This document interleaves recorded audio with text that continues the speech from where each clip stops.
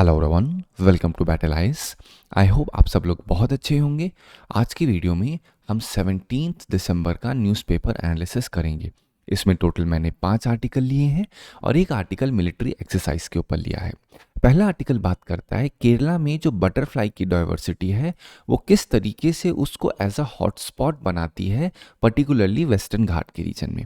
यहाँ पे आपको मैं बटरफ्लाइज के बारे में बताऊंगा, वो बटरफ्लाइज जो कि एंडेंजर्ड कैटेगरी में IUCN में आती हैं, साथ ही साथ शेड्यूल 1 में डाली गई हैं, और जो इससे कनेक्टेड PYQs उठे हैं वो मैं आपके साथ डिस्कस करूंगा। नेक्स्ट आर्टिकल बात करता है सेंटर ने जो बिल इंट्रोड्यूस किया है to replace MG NREGA scheme. अब यहाँ पे आपको बताऊंगा मैं कि ये जो विकसित भारत ग्राम योजना के ऊपर बात हो रही है ये है क्या, कैसे ये एक तरीके से MG नरेगा का जो ऑल्टरनेटिव कहा गया है इसका क्रिटिसिज्म इतना क्यों हो रहा है, अपोजिशन क्यों प्रोटेस्ट कर रहे हैं। इस आर्टिकल में आपको मैं अच्छे से डिस्कस करूंगा कि इन दोनों में डिफरेंसेस क्या है, क्या क्या प्रॉब्लम बन सकती है, डिमांड ड्रिवन अप्रोच क्या होता है, राइट बेस्ड अप्रोच क्या होता है, दोनों के साथ आपका एक प्रॉपर तरीके से डिफरेंशिएशन मैं बताऊंगा। नेक्स्ट आर्टिकल बात करता है RTI के ऊपर, राइट टू इंफॉर्मेशन। किस तरीके से RTI का इस्तेमाल करके जो प्राइवेट लैंड को टेम्पल प्रॉपर्टी बना दिया गया था उसको RTI की मदद से किस तरीके से सही किया गया है, यहाँ पे आपको मैं बताऊंगा। तो यहाँ पे RTI की जो बोलते हैं बेनिफिट्स हैं वो भी मैं आपके साथ डिस्कस करूंगा, किस तरीके से RTI मदद करता है जो प्रॉब्लम्स या फिर जो आपके इरनेस कन्वर्जन्स होते हैं। It's not just about land के ऊपर, बहुत ब्रॉड होता है RTI का स्कोप। तो यहाँ पे आपको मैं समझाऊंगा ये सारी चीज़ें कनेक्ट करके RTI में कौन कौन सी प्रॉब्लम है जिनको सुधार के इस चीज़ को और ज़्यादा इम्प्रोवाइज किया जा सकता है। आप नोटिस करोगे GS2 2015, GS2 2018 दोनों में RTI से कनेक्टेड क्वेश्चन पूछा गया है। आप नोटिस करो क्या लिखा है, the right to information act is not about citizen empowerment alone, it essentially redefines the concept of accountability. तो यहाँ पे जो पॉइंट लिखा है ना, जो आपको मैं आर्टिकल समझाऊंगा, उस आर्टिकल में मेन चीज़ क्या है, अकाउंटेबिलिटी का प्रिंसिपल। कि जब आप नोटिस करोगे प्राइवेट लैंड को टेम्पल प्रॉपर्टी में कन्वर्ट किया गया तो अकाउंटेबिलिटी किसी की तरफ नहीं थी, 10 साल हो चुके थे, लेकिन RTI की मदद से क्या हुआ, अकाउंटेबिलिटी का प्रिंसिपल को बहुत अच्छे तरीके से अपहेल्ड किया गया। ठीक है, नेक्स्ट आर्टिकल बात करते हैं शुगर केन का जो आउटपुट है वो राइज हुआ है, उसकी राइज होने से उसके प्राइस में फॉल हुआ है, और जो इथेनॉल ब्लेंडिंग है उसका भी हाइक सजेस्ट किया गया है। अब इस आर्टिकल में आपको शुगर केन के बारे में बताऊंगा, शुगर केन से कनेक्टेड जो PYQs उठे हैं वो बताऊंगा, शुगर केन पे जो MSP देती है सरकार, MSP देती है या फिर कुछ और देती है, मैं वो आपको समझाऊंगा, और इसी से कनेक्टेड जो PYQs होंगे वो तो आपका डिस्कशन में साथ ही साथ करूंगा ही करूंगा। नेक्स्ट आर्टिकल बात करता है लोकसभा ने इंश्योरेंस अमेंडमेंट बिल फाइनली पास कर दिया है। यहाँ पे आपको मैं बताऊंगा कि क्या क्या चेंजेस गवर्नमेंट ने किए हैं, कौन कौन से एक्ट्स में अमेंडमेंट्स किए गए हैं, अमेंडमेंट करके ये किस तरीके से इम्प्रोवाइज करेगा या फिर कोई प्रॉब्लम क्रिएट करेगा इंश्योरेंस सेक्टर में, सब कुछ आपके साथ में डिस्कस करूंगा। इस पूरे आर्टिकल की समरी आप बैटल आइज के टेलीग्राम चैनल से डाउनलोड कर सकते हैं। चलिए स्टार्ट करते हैं अपना पहला आर्टिकल। अब पहले आर्टिकल क्या कह रहा है, अब यहाँ पे ये इतना सा आर्टिकल है द हिंदू का आज का। अब यहाँ पे मैं टू द पॉइंट आपको चीज़ें समझाता हूँ पहले आर्टिकल के रिगार्ड में। तो केरला स्टेट में 328 बटरफ्लाई की स्पीशीज़ को रिकॉर्ड किया गया है। जितनी भी इंडियन स्टेट्स हैं उसमें हाईएस्ट जो है वो कहाँ पे है, वो इस रीजन में देखने को मिला है। ठीक है, अब यहाँ पे जो 41 स्पीशीज़ हैं बटरफ्लाई की वो एंडेमिक है टू वेस्टर्न घाट। ये आपको पता होना चाहिए क्योंकि वेस्ट एंडेमिक का अर्थ क्या होता है, ये केवल वेस्टर्न घाट में ही पाई जा रही है। ठीक है, पर्टिकुलरली देखा जाए इसमें से ऑफ द 337 स्पीशीज जो यहाँ वेस्टर्न घाट में है, ये सारी की सारी मैक्सिमम केरला में ऑकर होती हैं। और अगर देखा जाए बटरफ्लाई की जो बिलोंग टू 6 फैमिली, अब इसमें डोमिनेट जो कर रहे हैं वो 2 से 3 स्पीशीज है डोमिनेट कर रही हैं। अब आपको इसके नेमिंग पे नहीं जाना है, जैसे क्या होता है निम्फैल्डी, फिर आप देखोगे लाइकेंडिया, फिर आप देखोगे हेस्पेरिडे। तो ये सारे जो वर्ड्स हैं इसकी आपको एकदम रट्टा नहीं मानना है, इन सारी चीज़ों का सिंपल एक बार पढ़ लेना आपको समझ में आ जाएगा। ये सारी नेमिंग जो होती है वो थोड़ी सी कॉम्प्लेक्स होती है। यहाँ पे मेन पॉइंट जो क्वेश्चन पूछा जा सकता है मैं वो बताता हूँ। यहाँ पे 22 स्पीशीज जो है वो IUCN की रेड लिस्ट में भी हैं, बहुत सारी इसमें लीस्ट कंसर्न की हैं, और 2 जो है नियर थ्रेटन की स्पीशीज में आती हैं। लेकिन अब जैसे ही आप ये पॉइंट पढ़ोगे, यहाँ पे 4 जो ऐसी हैं वो शेड्यूल 1 में डाली गई हैं वाइल्ड लाइफ प्रोटेक्शन एक्ट 1972 में।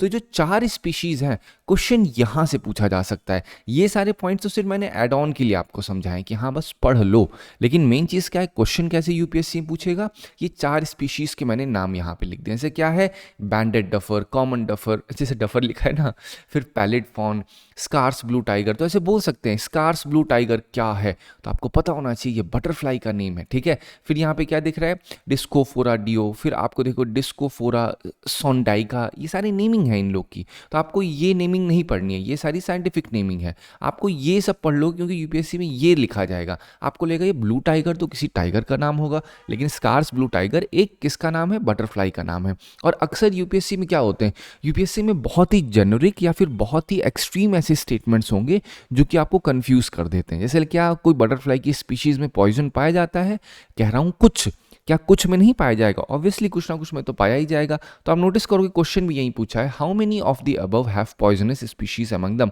तो तीनों में आपको देखने को मिलेगा। फिर 2017 का कह रहा है कि अगर huge fall in population species of butterfly होता है तो कॉन्सिक्वेंस, लाइकली कॉन्सिक्वेंस की बात हो रही है, तो पॉलिनेशन तो इम्पैक्ट हो ही जाएगा। फिर कह रहे हैं यहाँ पे ड्रास्टिक इंक्रीज हो जाएगा फंगल इन्फेक्शन में, क्या ये बहुत लाइकली है कि फंगल इन्फेक्शन बढ़ जाएगा, नहीं ये लाइकली नहीं है। फिर कह रहे हैं क्या ये जो बाकी स्पीशीज हैं उनकी पॉपुलेशन पे इम्पैक्ट करेगा, yes it is mostly possible कि ये इम्पैक्ट करेगा। तो 1 in 3 इज थी राइट वन। चलो अब हम लोग बात करते हैं नेक्स्ट आर्टिकल पे, ये क्या है, ये मिलिट्री एक्सरसाइज, इंडिया और मालदीव के बीच में joint military exercise by the name Ekuverin conclude हुई है। अब ये पॉइंट आपको क्यों पता होना चाहिए, क्योंकि यहाँ पे जो मिलिट्री एक्सरसाइज है यूपीएससी अक्सर क्या करता है, उन एक्सरसाइजेस के नाम दे देगा और पूछ लेगा। और ये बहुत रीसेंट ट्रेंड में, ऐसा नहीं है कि बार बार पूछा जाता है, once in a blue moon कभी होगा जो पूछ सकते हैं। यहाँ पे उतनी डिटेलिंग नहीं करेंगे, लेकिन यहाँ पे आप अगर ध्यान दोगे तो फोकस किस पे, counter insurgency, counter terrorist operations, ये सारी जो पॉइंट्स हैं इनको अपने मेंस में, इंटरनल सिक्योरिटी में, नॉन स्टेट एक्टर के पॉइंट में, ये सब चीज़ें आप इम्प्रोवाइज कर सकते हो। जब दो मिलिट्रीज आपस में एक्सरसाइज करेंगी तो उनके आपस में इंटर ऑपरेबिलिटी, उनकी जो ऑपरेशनल सिनर्जीज है, जो उनकी स्ट्रैटेजिक कोऑर्डिनेशन है, वो और ज़्यादा अच्छा हो जाएगा। आप नोटिस करो यहाँ पे क्या लिया, consider the statement regarding exercise Ekuverin, ये बायलैटरल एक्सरसाइज है इंडो इंडोनेशिया में, नहीं, it the exercise aims to enhance interoperability, क्या ये सही है, yes absolutely this is right. 25 edition held in Chaubattia Uttarakhand, क्या ये सही है, नहीं, तो only one is the right one. चलो अब हम लोग बात करते हैं नेक्स्ट आर्टिकल पे। तो सेंटर ने इंट्रोड्यूस किया है विकसित भारत गारंटी फॉर रोजगार आजीविका मिशन ग्रामीण बिल 25, और ये रिप्लेस करेगा एमजी नरेगा स्कीम को। इसको जब इंट्रोड्यूस किया रूरल डेवलपमेंट मिनिस्टर ने, तो उन्होंने इस पॉइंट को कहा कि भैया जो गांधीयन प्रिंसिपल्स हैं ये बिल उनके साथ अलाइन होता है और एस्टेब्लिश करता है राम राज्य का by balancing rural development also, ठीक है। अब ऑपोजिशन ने इसको स्ट्रांगली ऑब्जेक्ट किया, क्योंकि उनका कहना है जो एमजी नरेगा अभी तक था वो राइट्स बेस्ड था, मतलब ये अधिकार था लोगों का कि वो आकर के 100 दिन का रोजगार ले सकते हैं। लेकिन अब ये जो आपका नया स्कीम लाई गई है, आपका जिसे आप कह रहे हो विकसित भारत ग्राम योजना, ग्राम का अर्थ क्या है, गारंटी फॉर रोजगार एंड आजीविका मिशन, तो वो है डिमांड ड्रिवन। तो अभी आपको मैं दोनों का डिफरेंस समझाऊंगा आसान सी भाषा में ताकि आप समझ सको। अब यहाँ पे एक चीज और है, ऑपोजिशन ने फ्लैक्स किया है कि भैया जो अभी तक सेंटर की फंडिंग 90% थी उसको 60% कर दिया है, इससे स्टेट के ऊपर फाइनेंशियल बर्डन 30% एक्स्ट्रा पड़ेगा। शशि थरूर ने इस चीज को क्रिटिसाइज किया, फिस्कल फेडरलिज्म को वायलेट कर रहा है। तो ये सारी चीजें पॉलिटिकल कॉन्टेक्स्ट में है। अब मैं आपको टू द पॉइंट बताऊं ये क्या कह रहा है, जो नया एक बोलते हैं ना, ये आप जो नया पूरी स्कीम लाई गई है ये कैसे काम करेगी। तो इसका इंट्रोडक्शन 25 में है, रिप्लेस करेगी एमजी नरेगा को, ये रूरल डेवलपमेंट लाइवलीहुड क्रिएशन करेगी अंडर विकसित भारत मिशन। इसका नेचर ध्यान रखना, डिमांड ड्रिवन है, from rights based to budget based scheme. Demand driven का क्या है, अभी तक लोगों का अधिकार होता था कि जाकर के रोजगार ले सकते हैं, लेकिन अब क्या है, अगर कहीं पे कोई काम होना है तभी वहां पे डिमांड होगी, मतलब तभी वहां पे लोगों को एम्प्लॉयमेंट दिया जाएगा। अगर किसी एक पर्टिकुलर एक्स एरिया में कोई ज़रूरत ही नहीं है तो वहां पे बेसिकली क्या देखा जाएगा, बजट ही नहीं आएगा। जब बजट नहीं आएगा तो काम भी नहीं होगा। तो इस वजह से कहा जा रहा है ये डिमांड ड्रिवन रहेगा। ऐसा नहीं है कि भैया सबको बस कहीं पर भी इस काम देना है, ऐसा नहीं होने जा रहा है। यहाँ पे प्रॉमिस 125 डेज की बात हो रही है और चांसेस हाई कि यहाँ पे मिलेगा भी एम्प्लॉयमेंट। अगर फंडिंग पैटर्न की बात की जाए तो यहाँ पे रिडक्शन 90 to 60% कर दिया गया है की तरफ से। जो फोकस एरिया है विलेज डेवलपमेंट, एग्रीकल्चर, ये सारी फोकस एरिया क्रिटिसिज्म की बात करें तो एम्प्लॉयमेंट राइट जो है वीकन होते हैं, क्योंकि अब ये अधिकार नहीं रह गया है। अब यहाँ पे अगर ज़रूरत होगी तभी वो चीज़ होगी। डिसीजन मेकिंग सेंट्रलाइज होती है, स्टेट के ऊपर फाइनेंशियल बर्डन बढ़ने के चांसेस बढ़ जाते हैं। अब ये जो पॉइंट्स बोला आप नोटिस करोगे यहाँ पे जीएस पेपर 4 में, ये पूरा पढ़िएगा। इसी बार 25 में क्वेश्चन पूछा गया एमजी नरेगा के ऊपर। एक पूरी सिचुएशन दी गई है और आपके सामने कुछ कंडीशंस दी गई है। अब आपको ये सारी कंडीशंस को टैकल करना है, अपना रिस्पॉन्स देना है इसको सबको अच्छे से पढ़ करके, ठीक है। ये मैंने क्यों डाला, ताकि आपको समझ में आ सके कि एमजी नरेगा के ऊपर कैसे क्वेश्चन पूछे जा सकते हैं। एमजी नरेगा एक्ट के ऊपर भी क्वेश्चन पूछा गया है। अब आपको पढ़ना है तो उसको आप 5 ईयर प्लान के साथ कनेक्ट कर दीजिए कि उस समय जब ये लाया गया था तो कौन सा 5 ईयर प्लान चल रहा था, उस 5 ईयर प्लान का क्या ऑब्जेक्टिव था और वो ऑब्जेक्टिव कैसे अलाइन किया एमजी नरेगा स्कीम के साथ, ठीक है। चलो अब हम लोग बात करते हैं नेक्स्ट आर्टिकल पे। नेक्स्ट आर्टिकल बात कर रहा है आरटीआई के ऊपर। अब यहाँ पे आपको एक चीज़ बता दूं, एक स्टोरी फॉर्मेट पे समझाता हूँ। चेन्नई की एक वुमेन थी, ठीक है, एस नारायणी नाम से। तो उन्होंने आरटीआई एक्ट का इस्तेमाल किया अनकवर करने के लिए कैसे उनकी जो एंसेस्ट्रल एग्रीकल्चर लैंड थी उसको रॉन्ग तरीके से रिकॉर्ड कर दिया गया था एज टेम्पल प्रॉपर्टी। और जब टेम्पल प्रॉपर्टी रिकॉर्ड कर दिया गया तो उनको इस बात से हुई दिक्कत। उन्होंने ये चीज़ कही, भैया मेरे पास पूरे ओनरशिप के डॉक्यूमेंट है, रेवेन्यू रजिस्ट्रेशन सब कुछ है। तो उन्होंने आरटीआई एप्लीकेशन फाइल की और जब अपील किया किससे, तमिलनाडु इन्फॉर्मेशन कमीशन से, तो उससे एक ऑफिशियल स्क्रूटनी हुई। तो आपको पता होगा आरटीआई में क्या होता है, इन्फॉर्मेशन की डिमांड होती है। जो इन्फॉर्मेशन कमीशन है उसने कहा भैया आप बताइए, सारे डॉक्यूमेंट्स को पेश करिए कि ये जो आप टेम्पल बनाए हो ये टेम्पल का क्या डॉक्यूमेंटेशन है या नहीं है। तो जो स्टेट चीफ इंफॉर्मेशन कमिश्नर है उन्होंने सम्मन किया ऑफिशियल्स को जो कि प्रॉपर प्रूफ नहीं प्रोड्यूस कर पाए टेम्पल की ओनरशिप का। तो फाइनली क्या हुआ, जो रजिस्ट्रेशन डिपार्टमेंट है उन्होंने एडमिट किया भैया हमसे ना एक भारी मिस्टेक हो गया था, ठीक है। तो इस वजह से उन्होंने अप्रोच किया रजिस्ट्रार के साथ और उनकी ओनरशिप को दोबारा उनको दे दिया गया। तो बोलो सर ये तो थोड़ी सी स्टोरी टाइप साउंड हुआ, लेकिन अब थोड़ा सा ध्यान दोगे तो ये जो पॉइंट्स हैं इसने क्या शो किया, इसने आरटीआई की पावर को शो किया कि गवर्नमेंट है, गवर्नमेंट ने ही काम किया होगा ना, जो टेम्पल वाला काम हुआ होगा, तो उसके अगेंस्ट में जाकर भी आरटीआई ने अपना स्टैंड लिया। तो ये क्या दिखाता है, व्हाट दिस केस शोज, ये दिखाता है पावर ऑफ आरटीआई कि लॉन्ग स्टैंडिंग एडमिनिस्ट्रेटिव एरर्स को भी सुधारने में आरटीआई मदद कर सकती है। कभी भी अगर कोई लैंड रिकॉर्ड्स को रॉन्गली ऑल्टर कर दिया गया है विदाउट प्रूफ, तो उसको भी सही करने में आरटीआई बहुत मदद करती है। अकाउंटेबिलिटी गैप, अगर आप ध्यान दोगे तो शुरुआत के फर्स्ट पेज में ही मैंने जो मेंस का क्वेश्चन लिखा था वहां क्या था, अकाउंटेबिलिटी प्रिंसिपल को भी ये अपहेल्ड करती है। क्या सही है? एब्सोल्युटली। इसने अकाउंटेबिलिटी गैप को, जो डिपार्टमेंट फेल हो जाते हैं, जस्टिफाई नहीं कर पाते हैं, अपनी मिस्टेक्स को करेक्ट नहीं कर पाते हैं सालों साल तक, तो वो चीज़ को और ज़्यादा अच्छे तरीके से बोलते हैं ना इम्प्रोवाइज करने में आरटीआई मदद करता है। ऑल्दो अकाउंटेबिलिटी गैप तो शो ही होता है इस चीज़ से। ये केस की बात हो रही है, ये जो केस के रिगार्ड में बोल रहा हूँ, बट मैं आपको वन स्टेप फर्दर लेकर के जा रहा हूँ। सिटीजन्स की रेमेडी भी शो होती है, लैंड राइट्स का इशू भी हाईलाइट होता है, गवर्नेंस के लिए भी लेसन मिलता है कि भैया यहाँ कोई भी अगर काम हो, ट्रांसपेरेंट एक्यूरेट लैंड रिकॉर्ड्स होने चाहिए और उसमें इंटर डिपार्टमेंटल कोऑर्डिनेशन भी होना चाहिए। ये नहीं होना चाहिए कि बस आपने लैंड रिकॉर्ड्स बना दिया है, कोऑर्डिनेट ही नहीं किया रेवेन्यू डिपार्टमेंट से, फिर आपने यही नहीं देखा है कि डॉक्यूमेंटेशन पे असली हकदार हो भी या नहीं हो आप, ठीक है। अब बात करते हैं हम लोग नेक्स्ट आर्टिकल पे। नेक्स्ट आर्टिकल क्या बात करता है, शुगर केन का जो प्रोडक्शन है वो 28% बढ़ा है, ठीक है। अब जो करंट शुगर सीजन है उसमें इतना हुआ है, अगर टोटल देखा जाए तो 78.25 लाख टन रीच हुआ है फ्रॉम 61.28 लास्ट ईयर से। अगर मेजर प्रोड्यूसिंग स्टेट्स की बात करूं तो उत्तर प्रदेश, महाराष्ट्र, कर्नाटका, इन सब आपके major sugar cane producing states कहे जाते हैं। साथ ही साथ यहाँ पे क्या है, जो मील्स हैं शुगर की उनमें प्राइस डिक्लाइन हुआ है। अब यहाँ पे सिंपल सा तरीका इकोनॉमिक फॉर्मेट का क्या पता है आपको, जब कभी किसी वस्तु की सप्लाई बढ़ जाती है तो उसका प्राइस कम हो जाता है, तो this is the reason price कम हुआ।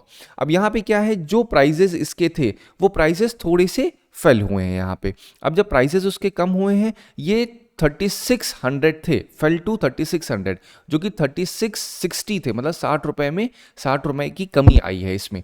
अब साथ ही साथ यहाँ पे इथेनॉल ब्लेंडिंग की भी चांसेस इंक्रीज किए गए हैं। आईएसएमए ने कहा है कि भैया ऐसा हो सकता है कि इथेनॉल ब्लेंडिंग जो है अब वो फ्रॉम 22% होगी, क्योंकि अब क्या है, सप्लाई बढ़ चुकी है, तो शुगर केन का अच्छे तरीके से इस्तेमाल हो पाएगा। अब मैं आपको पॉइंट बताता हूँ कौन डिसाइड करता है कि ये प्राइसिंग कैसे होगी। पहली बात तो समझिए, जो आपका मिनिमम सपोर्ट प्राइस होता है ये CACP जिसे commission for agriculture cost prices कहते हैं, जो कि 1962 में एग्रीकल्चर प्राइस जो कमिटी एक्ट था उसके द्वारा लाया गया था, और ये अप्रूव किया जाता है cabinet committee on economic affairs के द्वारा।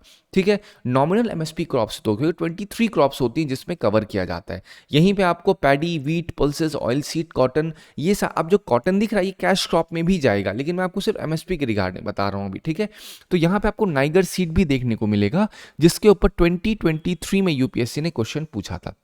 लेकिन एक डिफरेंस आता है जो यहाँ पे है, इसमें जो कैश क्रॉप्स होती हैं वो डिफरेंट होती हैं। शुगर केन के लिए कोई MSP नहीं होता, यहाँ के लिए फेयर एंड रेम्यूनरेटिव प्राइस होता है जो गवर्नमेंट के द्वारा डिसाइड किया जाता है under sugar cane control order. Cotton and jute जो होता है वो MSP में कवर तो होता है, लेकिन इसका जो प्रोक्योरमेंट होता है वो CCI करती है, मतलब जो आपकी स्पेशलाइज्ड एजेंसीज होती हैं वो करती हैं। तो आपको पता होना चाहिए जो कॉटन है और उसमें किस तरीके से कहाँ पे हेडक्वार्टर है CCI का, क्योंकि ऐसे क्वेश्चन UPSC ने टी बोर्ड के ऊपर पूछ लिया था, टी बोर्ड का हेडक्वार्टर कहां पे है। ठीक है, चलो अब अगर आप क्वेश्चन देखो क्या पूछा गया है यहां पे, with reference to current trends in cultivation of sugar cane in India consider the following statement. Sugar cane के ऊपर पूछा गया, नहीं पूछा गया। अब एक बार इस पॉइंट्स को आप अच्छे से पढ़िएगा और देखिए क्या आपको समझ में आ रहा है या नहीं आ रहा है। पहला स्टेटमेंट कह रहा है, a substantial saving in seed material is made when bud chipping settlings are raised in a nurse and transplanted in the main field. क्या कह रहे हैं कि बहुत सारे जो सेविंग है, सब्सटैंशियल सेविंग सीड मटेरियल में हो जाएगी जब हम जो सीड्स होते हैं उनको एक साथ एक जहां नर्सरी में रखेंगे और उसी को ले जाके फील्ड में लगा देंगे। क्या ऐसा है? Yes, this is right. फिर कह रहे हैं, when direct planting of set is done the germination percentage is better with single bud chipsets as compare to sets with many buds. अब ये देख के लगता है बच्चों को सर ये पता नहीं क्या लिख दिया है, बड़ा अजीब सा टर्म है, लेकिन आपको आसान सी भाषा में बताऊं। मान लेते हैं ये एक बॉक्स है, ये दूसरा बॉक्स B है, यहाँ पे 5 पेड़ अगर रखे गए हैं और यहाँ पे उठा के 20 पेड़ इसी बॉक्स में उतने ही दायरे में रख दिए गए हैं, तो आप सोच के देखो ज्यादा चांसेस सर्वाइव होने के किस पेड़ के होंगे, किस पौधे या बीज के होंगे। तो आप बोलोगे सर जिसमें ज्यादा है, क्योंकि यहाँ पे डेंसिटी ज्यादा होगी। जैसे इसको आप मेन एरिया पे या फिर मेन फील्ड में लगाओगे तो सर्वाइवल रेट किसका अच्छा होगा, तो इसमें ज्यादा है। लेकिन यहाँ पे कह रहे हैं भैया सर्वाइवल रेट उनका है जिसमें सिंगल बडेड सेट हो, मतलब एक सेट में आपका सिर्फ एक ही लगा हो, तो उसमें ज्यादा चांसेस होंगे या मैनी बड्स में होंगे, तो मैनी बड्स में होंगे। तो ये स्टेटमेंट आपका गलत हो जाएगा। फिर कह रहे हैं, if bad weather conditions prevail when sets are directly planted single budded sets have better survival rate. क्या ऐसा है? नहीं, ऐसा नहीं है। आप सोच के देखो, अगर कोई एक सिंगल पौधा लगा रहेगा वो सरवाइव कर पाएगा आंधी तूफान को, या जब उसी के अगल बगल 20 और पौधे लगे होंगे? तो बोलो सर जहां पे ज्यादा लगे होंगे वो ज्यादा सरवाइव कर पाएंगे। तो यहां पे क्या सही है? 1 and 4 is the right one. ठीक है, चलो अब हम लोग बात करते हैं नेक्स्ट आर्टिकल पे। नेक्स्ट आर्टिकल नेक्स्ट क्वेश्चन जो पूछा गया है यूपीएससी 2015 में FRP fair and remunerative prices जो शुगर केन का है अप्रूव किसके द्वारा किया जाता है? तो आप बोले cabinet committee on economic affairs के द्वारा होता है। जो CACP लिखा है ये MSP के रिगार्ड में आपको देखने को मिलेगा। ठीक है, चलिए अब हम लोग बात करते हैं नेक्स्ट आर्टिकल पे। नेक्स्ट आर्टिकल बात कर रहा है 2025 में जो क्वेश्चन आया है कि of the 2 major ethanol producers in the world, Brazil and United States of America, the former produces more ethanol than latter. अब यहाँ पे एक चीज को ध्यान देखिए, यहाँ पे 2 स्टेटमेंट दिए गए हैं। कह रहे हैं जो फॉर्मर है वो मोर प्रोड्यूस करता है इथेनॉल देन लेटर, मतलब ब्राजील ज्यादा करता है। क्या ये सही है? नहीं, ब्राजील नहीं ज्यादा करता, USA ज्यादा करता है। और USA जो करता है वो किस चीज का इस्तेमाल करके करता है? वो कॉर्न का इस्तेमाल करता है। और ब्राजील क्या करता है? ब्राजील शुगर केन का करता है। तो 1 statement is incorrect and second statement is correct over here. अब यहाँ पे हम नेक्स्ट आर्टिकल की बात करते हैं। नेक्स्ट आर्टिकल बात कर रहा है लोकसभा ने जो एक बिल पास कर दिया है 100% FDI के लिए। अभी तक FDI की लिमिट 74% थी, थोड़े दिन पहले भी मैंने आपको समझाया था। अब वो बढ़ के 100%, मतलब अब फॉरेन डायरेक्ट इन्वेस्टमेंट, कोई फॉरेनर है वो इंश्योरेंस सेक्टर में इन्वेस्टमेंट करना चाहता है तो 100% आके कर सकता है। और इसका एम क्या है? ताकि कैपिटल फ्लो हायर हो सके, टेक अच्छी हो सके और इंश्योरेंस प्रोडक्ट और ज्यादा अच्छे किए जा सके। यहाँ पे जो फॉरेन इंश्योरर्स हैं वो ऑपरेट कर सके बिना इंडिया में कोई जॉइंट वेंचर, मतलब जरूरी नहीं है किसी फॉरेनर को आकर के कोई पार्टनरशिप करनी हो, डायरेक्टली आकर के अपना काम कर सकता है। साथ ही साथ जो इंडियन लॉज हैं, जो आपके IRDI के रेगुलेशंस हैं वो अप्लाई होंगे फॉरेन ओन्ड बिजनेस या फिर जो आपके फॉरेन ओन्ड इंश्योरर्स हैं उनके ऊपर भी। ठीक है, अब आपको IRDI के बारे में क्या पता है? Insurance regulatory development authority of India, मतलब जो इंडिया का इंश्योरेंस सेक्टर है उसको रेगुलेट करने के लिए स्टैट्यूटरी बॉडी है जो IRDAI एक्ट 1999 में बनाई गई थी, इस एक्ट के द्वारा बनाई गई थी। तो ये जो अमेंडमेंट लाया गया है 100% करने के लिए, तो यहाँ पे 3 एक्ट्स में अमेंडमेंट किए गए। अब इस 3 एक्ट्स में अमेंडमेंट जब किए जाएंगे तो इससे क्या होगा, अब फॉरेनर्स जो भी आपके इंडिया में इन्वेस्टमेंट करना चाहते हैं, FDI लाना चाहते हैं, वो आसानी से ला सकते हैं। अब ये चीज़ें और आगे देखने को मिलेंगी किस तरीके से सारी चीज़ें वर्क करेंगी। अगर मैं आपको मेन पॉइंट बताऊं, यहाँ वर्ड क्या है, FDI के ऊपर बात हो रही है, ठीक है। तो आप अगर देखोगे, पहले आपको इंपैक्ट बताऊं 100% FDI का। पॉजिटिव इंपैक्ट ये होगा कि फॉरेन इन्वेस्टमेंट का इनफ्लो बढ़ेगा, टेक अच्छा होगा, सेक्टर की ग्रोथ होगी। वहीं पे अगर मैं नेगेटिव रिस्क की बात करूं तो फॉरेन डोमिनेंस का रिस्क बढ़ जाता है यहाँ पे। अगर फॉरेन डोमिनेंस का रिस्क बढ़ेगा तो यहाँ पे प्रेशर भी पड़ सकता है डोमेस्टिक प्लेयर्स पे कि भैया वो कैसे करेंगे, जो बाहर के प्लेयर्स आएंगे, जैसे यहाँ डोमेस्टिक प्लेयर में LIC है, कोई फॉरेन प्लेयर आएगा वो एकदम शॉर्ट में या फिर एकदम सस्ते से दाम पे चीज़ों को देगा, तो ये एक प्रेशर इंपैक्ट कर सकता है। तो गवर्नमेंट भी कहीं ना कहीं एक बोलते हैं ना ऐसी लेवल प्लेइंग फील्ड बनाना चाह रही है जिससे हर एक को एक समान तरीके से मौका मिल सके अपने बिजनेस को थ्राइव करने का, ठीक है। 2003 का क्वेश्चन देखिए, क्वेश्चन स्ट्रेट अवे क्या पूछा गया है, out of 100% FDI by India in T sector, the foreign would have to disinvest 33% of equity।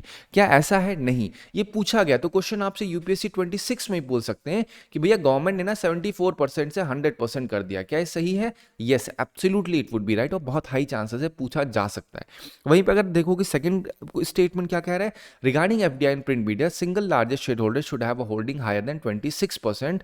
क्या ये सही है? Yes, this is right. Again ये 2003 की बात हो रही है, तो उस रिगार्ड में आपको आंसर दे रहा हूं, आपको सिर्फ एक थीम बताने की कोशिश कर रहा हूं, क्वेश्चन ऐसे पूछे जा सकते हैं।